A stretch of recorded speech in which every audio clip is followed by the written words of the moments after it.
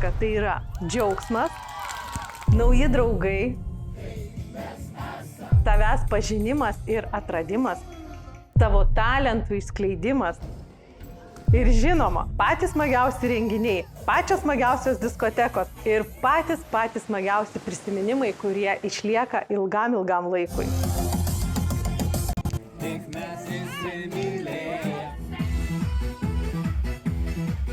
Pasakoje yra kuriami išskirtiniai renginiai, pasako vizija, talentai, Kankanų kino festivalis ir daug kitų.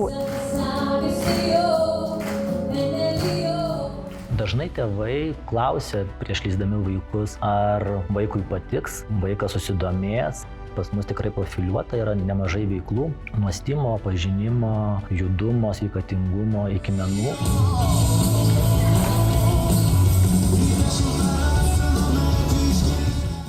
Geriausias atsakymas būna po stovyklos pamainos. Atvažiuoja pasiimti tėvai vaikų ir stovyklautojai vieni kitus išlydi su ašaromis, pasakydami iki kitos vasaros. Tai yra didžiausias įvertinimas, ar vaikams stovykla patinka.